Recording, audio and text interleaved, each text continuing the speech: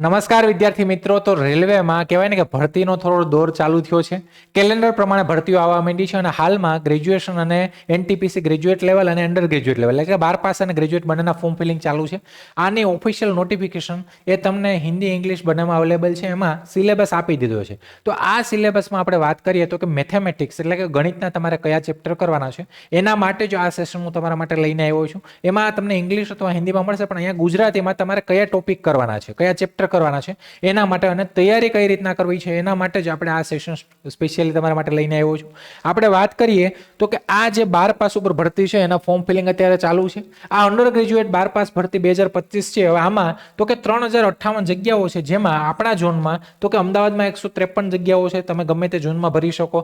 હવે આમાં અલગ અલગ 21 ઝોન છે જેમાં ભરતી છે. એની ટોટલ જગ્યાઓ 3058, જેવા કે અમદાવાદ, મુંબઈ એવા અલગ અલગ ઝોન છે. અને આ સેન્ટ્રલ 07/2025 ની એડવર્ટાઇઝમેન્ટ છે. ફોર્મ ફિલિંગ ચાલુ છે. આવતા મહિનાની 27 તારીખ સુધી આના ફોર્મ ફિલિંગ થવાના છે. જે લોકોએ ન ભર્યું એ ભરી દેજો. 12 પાસ ઉપર ભરતી છે. હવે આમાં તો કે આમાં જે પોસ્ટ છે એની વાત કરીએ તો કે junior clerk cum typist, account clerk cum typist, train clerk, commercial cum ticket clerk, કે બધી પોસ્ટો સારી છે.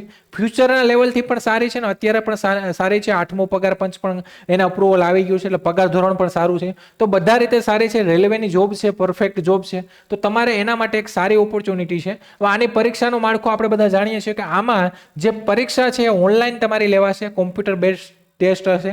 તમારું ગુજરાતીમાં પેપર આવશે અને આ જે પરીક્ષા છે બે પ્રકારની બે તબક્કામાં લેવાશે. પેલા CBT1 આ પ્રાથમિક પરીક્ષા, આમાં જે લોકો પાસ થાય એના 15 ગણા ઉમેદવારોને અહીંયા CBT2 આપવા મળે અને CBT2 માં તમે સારું મેરિટ લાવો એટલે તમારું સિલેક્શન થાય. હવે CBT1 ની વાત કરીએ તો કે આ ક્વોલિફાઈંગ છે પ્રાથમિક પરીક્ષા.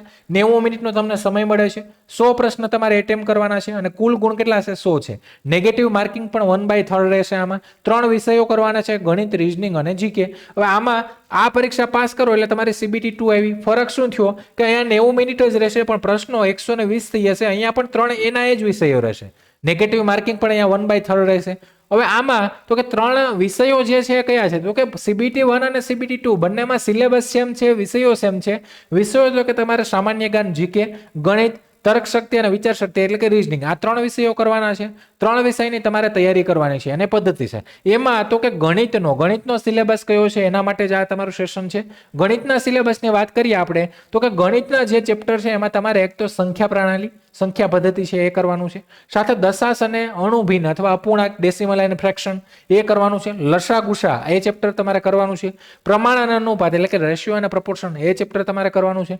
ટકાવારી, ક્ષેત્રફળ મિતિ એટલે કે મેઝરમેન્ટ, સમય અને કાર્ય, ટાઈમ અને વર્ક, સમય અને અંતર એટલે કે ટાઈમ અને ડિસ્ટન્સ, આ ચેપ્ટર તમારે કરવાનું છે. સાદો અને ચક્રવૃદ્ધિ વ્યાજ તો આ ચેપ્ટર એ કરવાનું છે. આના પ્રશ્ન તમે જોયો તો કે હમણાં જે પરીક્ષા લાવે 2-3 પ્રશ્નો હતા જ આના. નફો નુકસાન તો આના પણ 2-3 પ્રશ્નો હોય જ છે. તો પ્રાથમિક બીજ ગણિત એ પણ તમારે કરવાનું છે. ભૂમિતિ અને ત્રિકોણમિતિ તો આના પ્રશ્નો એકંદરે ઓછા હતા પણ આ ચેપ્ટરે આપણે કરવાનું છે. 1-2 જેવા પ્રશ્નો હતા.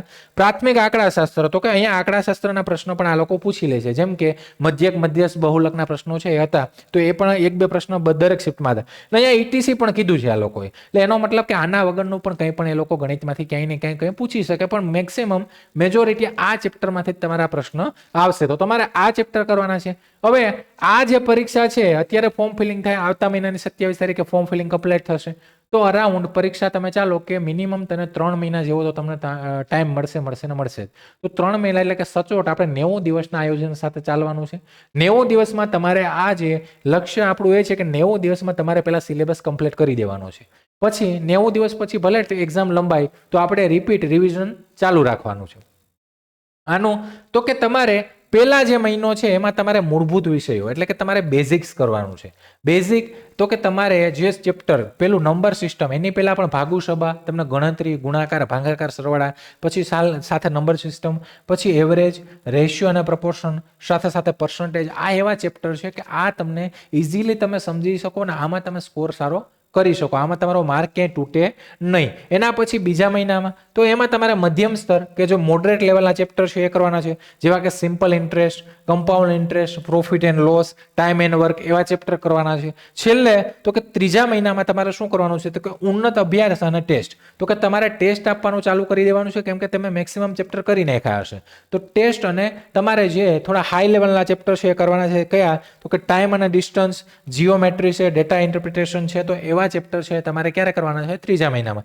કમ્પ્લીટ બધું તમારું 3 મહિનામાં થઈ જાય. બીજું કે રોજ તમારે 25 પ્રશ્નો પ્રેક્ટિસ કરવાના છે કે જે PYQ રેલવેમાં જેવા પ્રશ્નો પૂછાય છે એના દરરોજ તમારે 25 પ્રશ્નોની તમારે શું કરવાની છે? પ્રેક્ટિસ કરવાની છે, જેથી તમને કે આ બધું તમારું રિવિઝન થતું રહે. આની સાથે સાથે તો કે આની ઉપયોગી ટિપ્સ શું તૈયારી માટે? તો કે દરરોજ 1 કલાક ક્વિઝ અને મોક ટેસ્ટ આપો. તો કે 1 કલાક આની દરરોજ તમારે મોક ટેસ્ટ અને આના જે ક્વેશ્ચન છે એ તમારે સોલ્વ કરવાના છે. અગાઉના વર્ષના પ્રશ્નપત્રો સોલ્વ કરો. તો કે આગળ જે પ્રશ્ન પૂછાયેલા છે PYQ એને ખાસ તમે સોલ્વ કરો. આપણું સેશન પણ ચાલે છે 5:30 વાગે, એમાં આપણે PYQ લઈએ છીએ. હવે ગણતરી માટે શોર્ટ ટ્રીક શીખો. તો કે પહેલા તમે લોંગ ટ્રીક બેઝિક શીખો, પછી એની શોર્ટ ટ્રીક શીખો કે ભાઈ ફાસ્ટ કેમ જવાબ આવે. કેમ કે આમાં 90 મિનિટ જ મળશે તમને. 90 મિનિટમાં પહેલા CBT 1 માં 100 અને CBT 2 માં તમારે 120 પ્રશ્ન કરવાના છે. તો એ કરો. મુશ્કેલ વિષયો માટે YouTube નોટ્સ બનાવો. તો કે મુશ્કેલ જે વિષયો છે એના માટે નોટ્સ બનાવો અને એના માટે YouTubeમાં તો કે આપણું ફ્રી સેશન અત્યારે ચાલે છે 5:30 વાગે, એમાં PYQ આપણે કરીએ છીએ. તો એના માટે તમે નોટ્સ અને આ બનાવો. નિયમિત પુનરાવર્તન કરો. તો કે ભાઈ આ ઇમ્પોર્ટન્ટ છે કે રેગ્યુલરલી તમારે રિવિઝન કરતું રહેવું પડશે અને ગણિત માટે તમારે મેક્સિમમ ટાઈમ નીકળે ને એવું કરવું પડશે. તમારે GK અને રીઝનિંગ છે એ શોર્ટ ટાઈમમાં પતાવવું પડશે અને મેક્સિમમ ટાઈમ તમારે ગણિતમાં આવવું પડશે. કેમ કે ગણિતમાં થોડું આ લોકો થોડું અઘરું લેવલ કરી શકે. રીઝનિંગમાં તમે 30 માંથી 30 લાવી શકો એવી તમે તૈયારી કરો એટલે આવી શકે.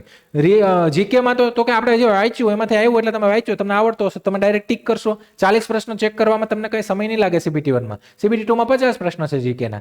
તો મેથ્સમાં તમારે થોડો વધારે ટાઈમ આપવો પડશે અને આના માટે તમારે પ્રેક્ટિસ, સ્પીડ, એક્યુરેસી એ બધી મેન્ટેન થાય એના માટે પ્રેક્ટિસ સતત કરતી રહેવી પડશે અને મોક ટેસ્ટ આપતી રહેવી પડશે. તો આ પ્રમાણે તમારો સિલેબસ મેથ્સનો આખો પૂરો થશે. અને તમારે જો પદ્ધતિસરની તૈયારી કરવી હોય તો એના માટે લાઈવ પ્લસ રેકોર્ડેડ બેન્ચ કે જે લાઈવ હવે આવતીકાલથી એટલે કે હમણાં ટૂંક સમયમાં જ લાઈવ આની બેન્ચના જે લેક્ચર છે ચાલુ થવાના છે. તો લાઈવ બેન્ચમાં તમારે જોઈન થવું હોય તો પરીક્ષા સુધી આની વેલિડિટી રહેશે. આમાં તમને CBT 1, 2 બંનેની તૈયારી સાથે થશે કેમ કે સિલેબસ સેમ જ છે. અને આમાં 1999 રૂપિયામાં તમે આ બેન્ચમાં જોઈન થઈ શકશો. આમાં તમારે કૂપન કોડ મેળવવો હોય કે કૂપન કોડ જેમાં તમને 100 રૂપિયાનું એડિશનલ ડિસ્કાઉન્ટ મળશે. આ 100 રૂપિયાના એડિશનલ ડિસ્કાઉન્ટ માટે તમારે અમારા હેલ્પલાઇન નંબર જે છે એની ઉપર કોલ કરવાનો છે. તમને ત્યાંથી કૂપન કોડ આપશે એટલે તમે એ કૂપન કોડ એપ્લાય કરશો એટલે આ તમને 1899 મળી જશે. 100 રૂપિયા એડિશનલ ડિસ્કાઉન્ટ. બીજી કોઈ પણ તમારે માહિતી કોઈ મૂંઝવણ હોય, આ તમે એનરોલમેન્ટ વખતે તમને કંઈ પ્રોબ્લેમ હોય તો તમે અમારા હેલ્પલાઇન નંબર ઉપર કોલ કરી શકો છો. પણ તમારે જો તૈયારી કરવી હોય તો એના માટે એક આ સારી ઓપોર્ચ્યુનિટી છે. આપણે જે વસ્તુ આવે છે, જે પૂછાયેલી છે ને જે આવવાની શક્યતા છે એ જ આપણે કરશું. આપણે કંઈ બીજું કે સિલેબસ પ્રમાણે ચાલી અને પરફેક્ટ આપણે તૈયારી કરશું આની. તો તૈયારી માટે આ એક તમારા માટે રિઝનેબલ અફોર્ડેબલ પ્રાઇસમાં સારી ઓપોર્ચ્યુનિટી છે. તો જે લોકોને જોઈન થવું હોય આમાં થઈ જજો એપ્લિકેશન મારફતે અથવા અમારા હેલ્પલાઇન નંબર ઉપર કોલ કરીને. તો ફરી આવા કોઈ નવા સેશન સાથે મળશું. ત્યાં સુધી રજા લઉં છું. જય હિન્દ, જય ભારત.